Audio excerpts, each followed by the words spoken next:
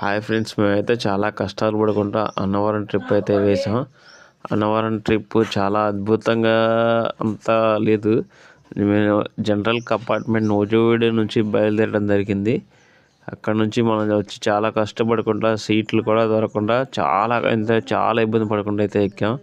ఏదంటే మీరు రిజర్వేషన్ చేసుకొని రావడం అయితే మంచిది. అన్నవరానికి ఎవరైనా ఉంటే మేమైతే చాలా కష్టపడి అన్నవరం అయితే వచ్చాం. అనుకోకుండా అన్నవరం బయలుదేరాం.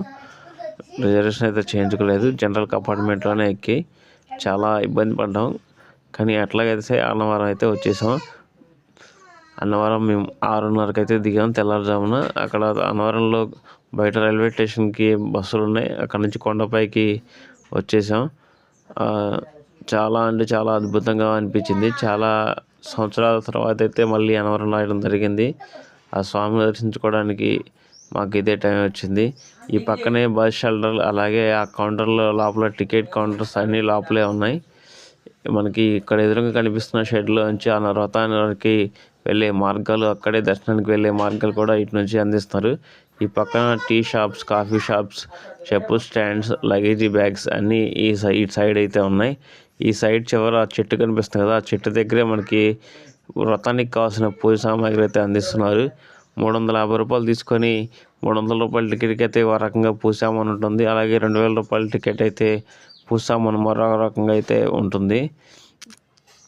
మీరు చూసుకొని కొనుక్కోగలరు. ఆ గోపురం పక్కనే మనకి కేశఖండనశాల, స్నానాల గదులు అన్నీ అయితే ఆ పక్కనే ఉన్నాయి. చిన్న 2 మెట్లు దిగగానే మనకి అన్నీ కనబడతాయి. ఇంకా మేము టికెట్ తీసుకుని రథానికి వెళ్ళిపోవడమే. స్నానం చేసేసి నొక్కబల్లి నుంచి ఆ కిలోలోంచి మనం అలా లోపలికి వెళ్తే రథం అయితే ప్రారంభం అవుతుంది. కనిపిస్తుంది సరే అట్టిపల్లి గెల, అదే మనకి పూజ సామాన్ ఇచ్చే చోటు. మేము అయితే బయటకు వచ్చి రథం తీసుకుని బయటకు వచ్చాం. రథం చేసుకుని బయటకు వచ్చేసి గోశాల దగ్గరికి అయితే వచ్చాం. గోశాల చూడటానికి చాలా ముచ్చటగా అయితే ఉంది, చాలా అద్భుతంగా ఉంది. 10 రూపాయలు ఇస్తే ఆవులకు మనకి కావాల్సిన గడ్డి అలా పెట్టడానికి ఇక్కడ బయట అమ్ముతున్నారు ఆ పక్కన. కానీ ఇక్కడ పూజ కూడా చేస్తున్నారు. కృష్ణుడు ఎలా ఉన్నారు, ఫోటోలు తీయొద్దు అన్నారు.